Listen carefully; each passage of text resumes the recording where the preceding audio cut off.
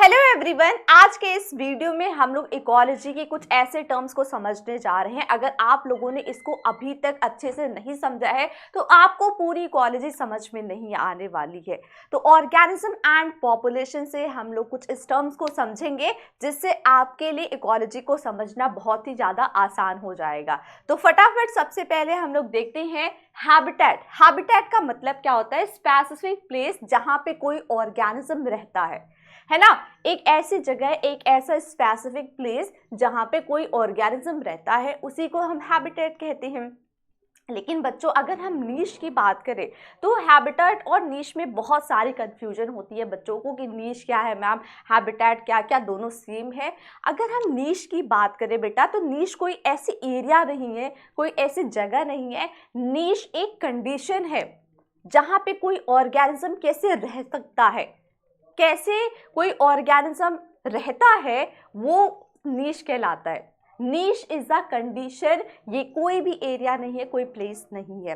तो हैबिटेट एक ऐसा प्लेस है जहाँ पे ऑर्गेनिज्म रहता है, उसको हम हैबिटेट कहते हैं। और नीश की अगर हम बात करें तो नीश एक ऐसी कंडीशन है जहाँ पे ऑर्गेनिज्म कैसे रहता है, उसी को हम नीश कहते हैं। जैसे अगर आप समझिए, आप अपने घरों में रहते हैं, ठीक है, वो घर आपका एक हैबिटेट हो गया, एक आपका आवास हो गया। लेकिन आप अपने घर में कैसे रहते हैं, है ना, वो किस पे डिपेंड करता है? वो आपका नीश है।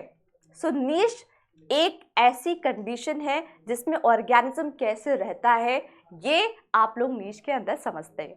चलो आगे देखते हैं। पॉपुलेशन की बात करें तो पॉपुलेशन क्या है?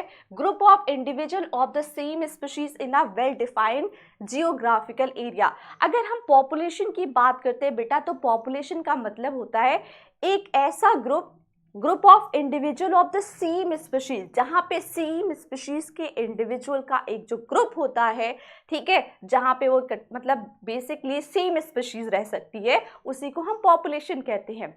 सेम स्पीशीज का जो ग्रुप होता है इंडिविजुअल का, उसी को हम पॉपुलेशन कहते हैं।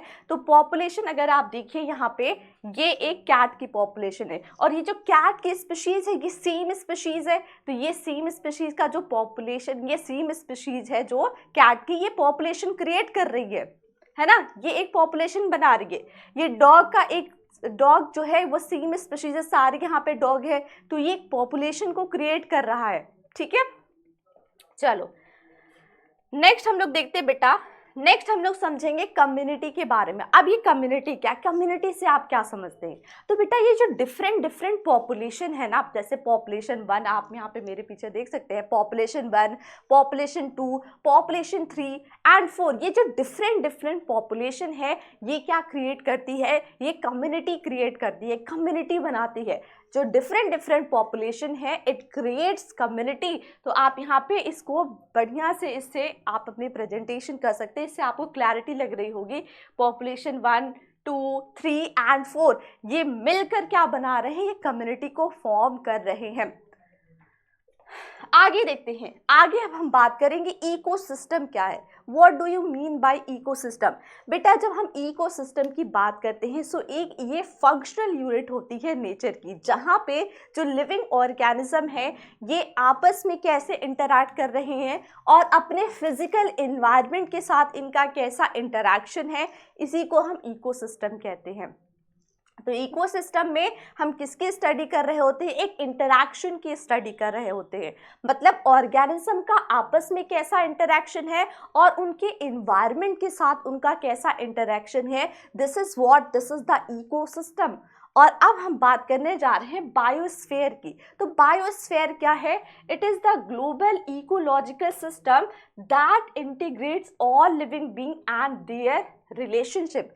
मतलब हम यहाँ पे global ecological system, global level पे बात कर रहे हैं, जहाँ पे जो लिविंग ऑर्गेनिज्म है अपने लिविंग ऑर्गेनिज्म की एनवायरनमेंट के साथ या फिर आपस में क्या रिलेशनशिप है। मतलब यहाँ पे पूरा होल इकोसिस्टम, पूरे ग्लोबल लेवल पे हम बात करते हैं बायोस्फीयर में, ठीक है। अब हम बात कर रहे हैं बेटा ऑर्गेनिज्म एंड इट्स एनवायरनमेंट।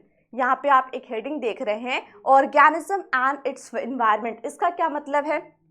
अगर यहाँ पे हम बात करते हैं बेटा, तो जो इन्वायरमेंट है it is the sum total of all external factors, में सारे की सारे एक्सटर्नल फैक्टर्स आते हैं और एक ऐसी कंडीशन, सारे एक्सटर्नल फैक्टर्स, सारी कंडीशन जो किसी ऑर्गेनिज्म को इन्फ्लुएंस करता है, जो किसी ऑर्गेनिज्म को क्या करता है बेटा, प्रभावित करता है, इन्फ्लुएंस करता है, इसी को हम देखते हैं यानी ऑर्गेनिज्म और इट्स एनवायरनमेंट में।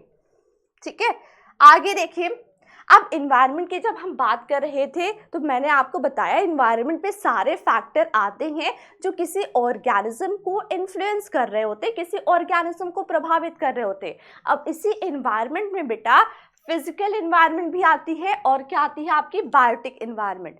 फिजिकल इन्वायरमेंट और बायोटिक इन्वायरमेंट आती है। ठीक है, इतना समझ में आया। अब हम लोग इन्वायरमेंटल फैक्टर्स की बात करेंगे, ऐसे कौन कौन से फैक्टर्स हैं जो कि क्या कर सकते हैं, जो कि किसी ऑर्गेनिज्म को अफेक्ट कर सकते हैं, है ना। कुछ ऐसे फैक्टर्स हैं जो आपको जानना जरूरी है, एनवायरमेंटल फैक्टर्स। पहले अगर हम बात करें तो components, condition and forces of environment which have direct or indirect effect on the functioning, behaviour, survival and reproduction of organism. तो जैसा मैंने आपको बताया, जो एनवायरमेंटल फैक्टर है ये एक ऐसी कंपोनेंट हो सकती है या फिर एक ऐसी कंडीशन हो सकती है जो किसी ऑर्गेनिज्म को डायरेक्टली या फिर इनडायरेक्टली उसके फंक्शनिंग में, उसके बिहेवियर में, उसके रिप्रोडक्शन की एबिलिटी में, सर्वाइवल में अफेक्ट कर रहा होता है। इसी को हम फैक्टर्स यानी कि इन्वायरमेंटल फैक्टर्स कहते हैं। चलो आगे देखते हैं बेटा, यहाँ पे अब इसी इन्वायरमेंटल फैक्टर को दो कैटेगरी में डिवाइड कर दिया गया, abiotic factor and biotic factor. Abiotic factor यानी नेम से क्लियर, ए बायोटिक का मतलब यहाँ पे नॉन लिविंग आएगा और बायोटिक फैक्टर में जो लिविंग ऑर्गेनिज्म होते हैं वो बायोटिक फैक्टर में आएंगे। अगर हम ए बायोटिक फैक्टर की बात करें तो यहाँ पे आता है जैसे कि आपका इसमें तीन कैटेगरी आएगी, एटमॉस्फेरिक, एडाफिक एंड टोपोग्राफिक। एटमॉस्फेरिक की अगर कैटेगरी की बात करें तो इसमें लाइट आ जाएगा, टेम्परेचर आ जाएगा, विंड आ जाएगा और वाटर आ जाएगा। और अगर हम एडाफिक फैक्टर की बात करें तो edaphic factor is related with the soil. ठीक है, ये सॉइल से रिलेटेड है। और अगर हम टोपोग्राफिक की बात करें तो टोपोग्राफिक जो है ये भी एक एबायोटिक फैक्टर है और यहाँ पे क्या आते हैं एबायोटिक और फिजिकल फैक्टर जो कि रिलेटेड होते हैं, जैसे स्लोप से, एल्टीट्यूड से, इनसे रिलेटेड होते हैं, जिसको हम टोपोग्राफिक फैक्टर कहते हैं। तो होपफुली बच्चों आप सभी लोगों को ये सारे इंपॉर्टेंट टर्म्स बहुत ही अच्छे से समझ में आए होंगे और अगर आप लोग को समझ में आया है तो कमेंट सेक्शन में आप सभी लोग जरूर बताइएगा।